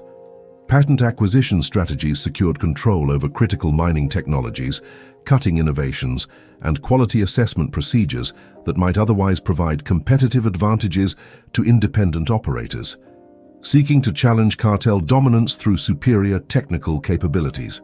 Financial coordination established reserve funds exceeding £15 million that could finance competitive elimination campaigns, support member companies facing temporary difficulties, and fund expansion into new territories where cartel control could be extended through systematic acquisition or partnership arrangements. The financial structure enabled rapid response to potential threats while maintaining operational secrecy that prevented regulatory authorities or academic researchers from understanding the systematic coordination required for maintaining comprehensive market control. Political coordination achieved unprecedented influence over government policies affecting international trade, mining concessions, and regulatory frameworks that governed commodity markets across multiple jurisdictions with different legal systems and administrative requirements. This political influence operated through legitimate lobbying activities, strategic campaign contributions, and professional relationships with government officials whose decisions could affect cartel operations while avoiding obvious corruption that might trigger diplomatic complications or regulatory intervention. International coordination managed relationships between cartel operations and national governments, whose policies could impact mining rights, taxation structures, import regulations, and competitive policies that might challenge monopolistic practices through domestic antitrust enforcement or international trade agreements. The coordination required sophisticated legal strategies and diplomatic relationships that exceeded individual company capabilities, while providing collective influence comparable to major international commercial interests or colonial trading companies. Information control achieved comprehensive suppression of accurate data about diamond mining costs, profit margins, and market manipulation techniques that might generate consumer resistance, regulatory investigation, or academic criticism of industry practices that violated competitive market principles. The information management involved coordinating messaging between mining companies, trading houses, retail organizations, and media outlets to ensure consistent promotion of cartel-favorable narratives while discrediting alternative information sources that might expose systematic market manipulation. Academic influence shaped economic research and business education through strategic funding of studies, supporting cartel positions while discouraging investigation of monopolistic practices that might generate unfavorable publicity or regulatory attention that could threaten established operational arrangements. Consumer surveillance monitored purchasing patterns, preference changes, and resistance indicators that might signal developing problems with established marketing strategies or emerging competition from alternative luxury products that could reduce diamond demand across key demographic segments. The surveillance system provided real-time feedback about consumer behavior that enabled rapid adjustment of marketing messages, pricing strategies, and distribution policies to maintain optimal market control, while preventing erosion of carefully established purchasing traditions. By 1920, Ernest's monopoly had achieved mathematical perfection in market control that exceeded the achievements of any previous commercial organization, while establishing precedents for systematic manipulation that would influence corporate behavior throughout the modern era. The success demonstrated how sophisticated coordination could overcome legal restrictions, competitive pressures, and consumer preferences through systematic application of economic power, combined with cultural manipulation and political influence that operated within legitimate institutional frameworks. Ernest's transformation from refugee immigrant to monopoly architect represented the ultimate achievement in commercial empire building, while generating personal wealth that positioned his family among global financial aristocracy comparable to established European banking dynasties. Chapter 10: Empire Consolidation. The boardroom at 17 Charterhouse Street, London, witnessed history's most concentrated display of economic power on December 8, 1925, as Ernest Oppenheimer formally established Anglo-American Corporation as the ultimate holding company for his global diamond empire. The organization chart covering the conference room's eastern wall revealed corporate control extending across 23 countries, 67 mining operations, 89 processing facilities, and over 4,000 retail distribution points that reached every major consumer market on Earth. The Anglo-American structure represented unprecedented organizational innovation that consolidated direct operational control with sophisticated financial arrangements capable of mobilizing virtually unlimited capital for expansion, competitive elimination, or market manipulation activities. No commercial entity in human history had achieved comparable scope or systematic control over global commodity markets. Share ownership structures concealed actual control relationships through multiple layers of subsidiary companies, partnership arrangements, and nominee holdings that distributed apparent ownership across hundreds of legal entities while maintaining operational authority through exclusive management contracts and coordinated voting agreements. This corporate architecture provided essential protection against antitrust investigation, while enabling systematic coordination that would have been obviously illegal if conducted through single corporate entity. The complexity exceeded government analytical capabilities while maintaining plausible appearance of competitive marketplace operations. Financial coordination reached extraordinary sophistication through integrated banking relationships that could provide immediate access to capital resources exceeding £50 million for strategic initiatives, competitive responses, or expansion opportunities that required rapid implementation before potential rivals could organize effective resistance. The financial structure involved exclusive arrangements with merchant banks, commercial lending institutions, and international currency exchange facilities that provided Anglo-American with monetary capabilities exceeding those available to most national governments during economic crisis or international emergency situations. Production optimization achieved mathematical perfection in coordinating global mining operations according to demand projections, inventory management requirements, and pricing strategies that maximized collective profitability while preventing regional surpluses or shortages that might disrupt carefully maintained market equilibrium. The coordination system processed real-time production data from mining operations across 6 continents, while adjusting extraction quotas, processing schedules, and transportation arrangements that optimized overall system efficiency while maintaining artificial scarcity essential for premium pricing structures. Quality standardization established uniform global criteria for diamond classification that eliminated regional variations in grading standards while providing centralized control over technical assessments that determined commercial value for stones entering international trade through Anglo-American distribution networks. The London Gemological Institute, operating under Anglo-American coordination, provided authoritative quality certification that established international standards for diamond evaluation while preventing independent assessment systems that might challenge established grading procedures or pricing structures. Distribution coordination achieved comprehensive control over wholesale and retail markets through exclusive supplier agreements with major jewelry retailers who received preferred inventory access in exchange for maintaining minimum pricing policies and territorial limitations that prevented competitive pressure between authorized dealers. The distribution network extended across North America, Europe, Asia, and Australia through relationships with over 5,000 retail outlets that collectively controlled approximately 85% of consumer access to diamond jewelry in major metropolitan markets where luxury purchasing concentrated. Marketing coordination revolutionized consumer behavior through systematic cultural manipulation that established diamond ownership as essential social requirement rather than optional luxury consumption. The campaigns achieved unprecedented success in behavioral modification across multiple societies, with different cultural traditions and economic conditions.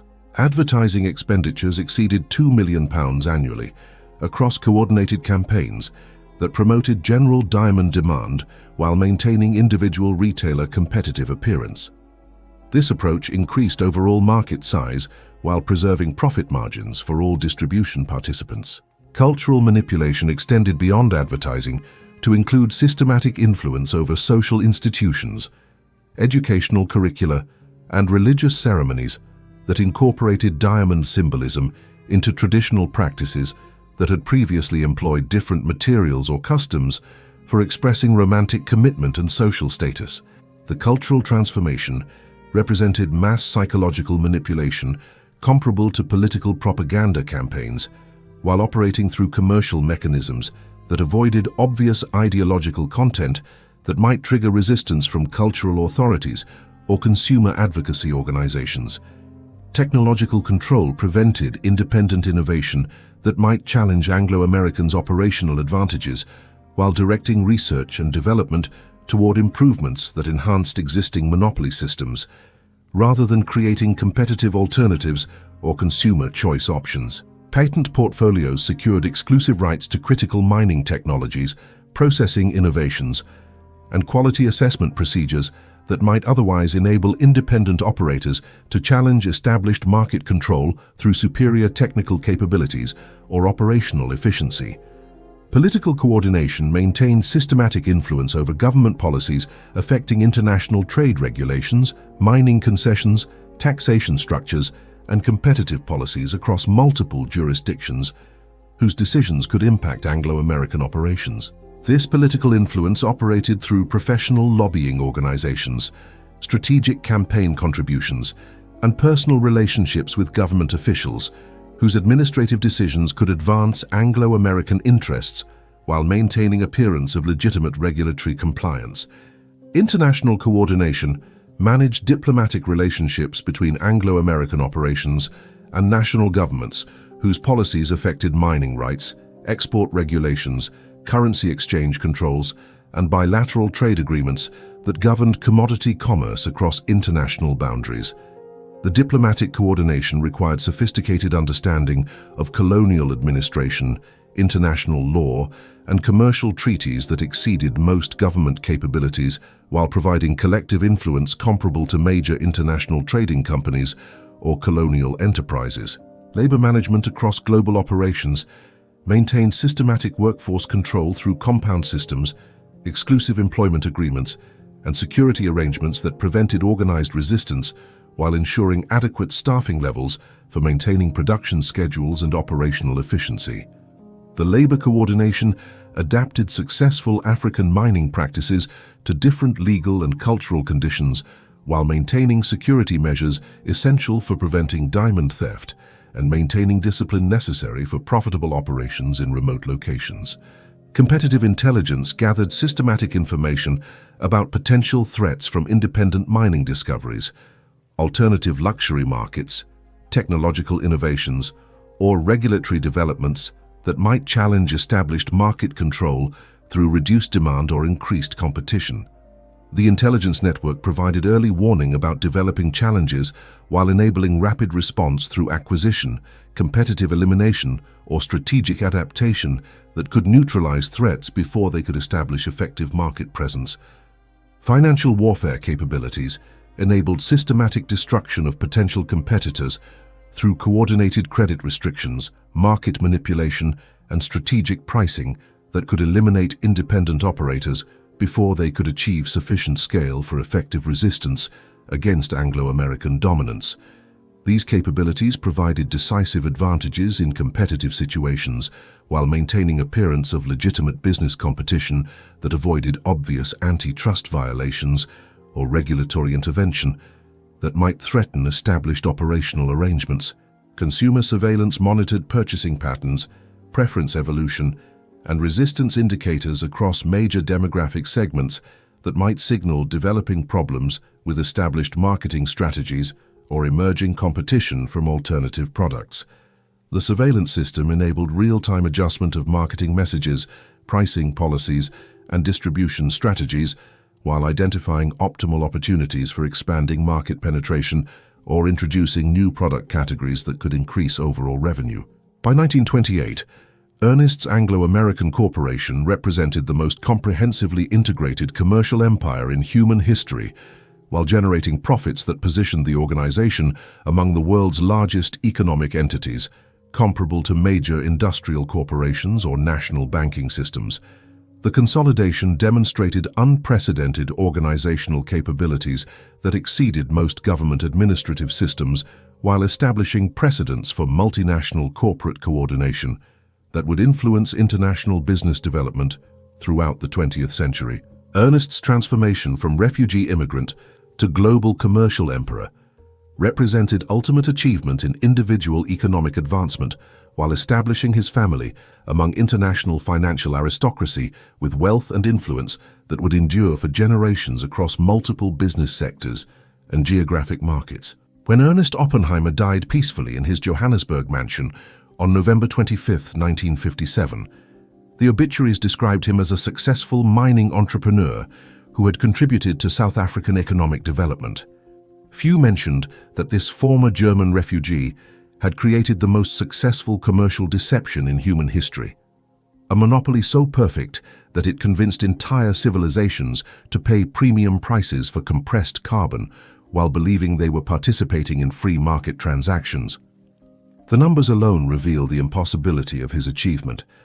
From that desperate immigrant carrying 17 pounds at Cape Town Harbor, Ernest had built an empire controlling 85% of global diamond production, 90% of wholesale distribution, and virtually 100% of price determination across every major consumer market. De Beers, his ultimate corporate creation, generated annual profits exceeding the gross domestic product of most European nations. But the true measure of Ernest's success lies not in wealth accumulated or markets controlled, but in the permanent transformation of human behavior that his operations achieved. Before Ernest's systematic cultural manipulation, diamond engagement rings existed nowhere as marriage traditions. Societies across 6 continents expressed romantic commitment through entirely different customs involving different materials, ceremonies, and symbolic practices. Within 30 years of systematic marketing coordination, diamond engagement rings had become essential requirements for marriage across Western civilization. Young men faced social ostracism for proposing without appropriate stones, while women learned to measure romantic commitment through carat weights and clarity ratings that reflected commercial grading systems rather than emotional significance. This cultural transformation represents the most successful behavioral modification campaign ever conducted on a planetary scale. Ernest didn't simply corner a commodity market. He rewrote human cultural evolution to create artificial demand for products whose intrinsic value remained essentially zero. He convinced billions of people that love could be measured in carats and that social status required ownership of stones that cost pennies to extract but sold for thousands of dollars. The techniques he pioneered, vertical integration, artificial scarcity creation, cultural manipulation through coordinated advertising, and systematic competitor elimination, established blueprints that modern corporations study and attempt to replicate. Every pharmaceutical price-fixing scheme, every tech platform monopoly, every market manipulation scandal traces its methods back to strategies that Ernest developed in African diamond mines over a century ago.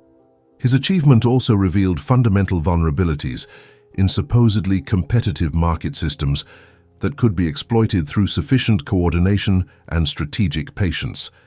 Democratic governments proved incapable of detecting or preventing systematic manipulation that operated through legitimate business practices while violating every principle of free market competition. The regulatory frameworks that existed during Ernest's era provided minimal protection against monopolistic practices conducted across international boundaries by organizations with superior resources and sophisticated legal strategies. Even when government authorities suspected market manipulation, they lacked investigative capabilities or legal mechanisms sufficient for challenging comprehensive monopolies disguised as competitive businesses. Modern antitrust law developed largely in response to monopolies like Ernest's, but subsequent corporate behavior suggests that sophisticated coordination can still overcome regulatory restrictions through methods that exceed government analytical capabilities. The diamond cartel itself continued operating for decades after obvious monopolies were prohibited, demonstrating how established market control could survive legal challenges. The moral complexity of Ernest's legacy defies simple assessment. His systematic deception enriched his organization through consumer manipulation that violated principles of informed consent and fair dealing. Millions of customers paid enormous premiums for products whose actual worth bore no relationship to advertised pricing, while alternative products might have provided superior value or satisfaction. Yet Ernest's methods also demonstrate individual capability for extraordinary achievement against apparently insurmountable obstacles.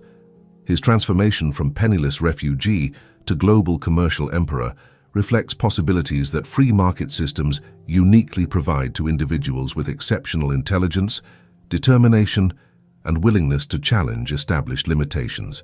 His success required mastering complex skills, including international finance, geological science, cultural psychology, political influence, and organizational management that few individuals could coordinate effectively.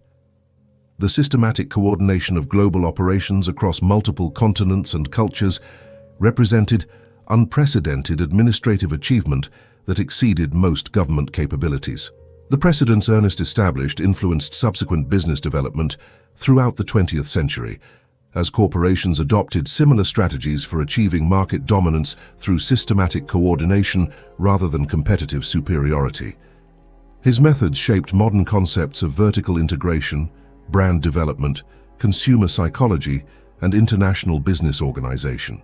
Perhaps most significantly, Ernest's career demonstrated how private economic power could achieve objectives that governments couldn't accomplish through conventional political or military means. His systematic market manipulation influenced international relations, cultural development, and social evolution across multiple civilizations while operating through commercial mechanisms that avoided direct political confrontation. The diamond industry that Ernest created continues generating enormous profits through artificial scarcity maintenance and cultural manipulation that sustains premium pricing despite abundant supply and minimal production costs. His organizational innovations proved so durable that they survived his death by decades while influencing consumer behavior across subsequent generations. Contemporary analysis of Ernest's methods reveals techniques that remain relevant for understanding modern market manipulation, corporate coordination, and systematic consumer influence. His systematic approach to cultural modification provides case studies for examining how commercial interests can reshape social behavior through coordinated persuasion campaigns. The lessons of Ernest Oppenheimer's impossible transformation from refugee poverty to monopolistic dominance remain applicable for understanding contemporary business dynamics, international commerce, and the relationship between individual determination and systematic market control in global economic systems.